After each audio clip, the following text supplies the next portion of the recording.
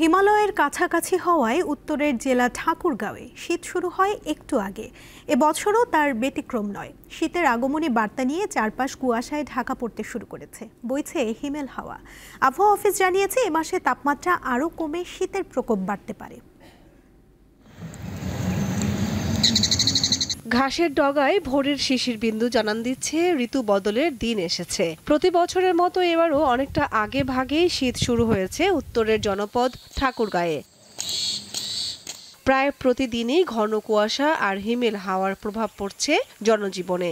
শীত পড়া শুরু হয়েছে, আবার শীত পড়তেছে। সন্ধ্যা থেকেই মানে কুয়াশা পড়তে আছে, পড়তে পড়তে মানে ভোরবেলা বা এই 3টা থেকে এর মানে কুয়াশার সংখ্যা আরো বেশি, এবং সকাল 8টা পর্যন্ত এই কুয়াশাটা থাকে। শীতটা পরে বা শীত আমরা যেভাবে প্রত্যাশা করছি, এবার কেন একটু আগেই শীতটা আগমনী বার্তা নিয়ে এসেছে। স্থানীয়রা জানান সকাল 8টা পর্যন্ত মাঠ ঘাট শিশিরে ভেজে থাকে। শীতের কাপড় পরে বাইরে যেতে হচ্ছে স্থানীয়দের। তবে আগাম শীত ধান ও সবজির জন্য ভালো হলেও অতিরিক্ত ঠান্ডায় ফসলের ক্ষতির আশঙ্কা রয়েছে। এখানে নিম্নবিত্ত এবং দরিদ্র শ্রেণীর মানুষজনের জন্য শীতে কষ্ট না হয়, আমরা শীত বস্ত্রের চাহিদা মিনিস্ট্রিগুলোতে আগেই পাঠিয়ে থাকি।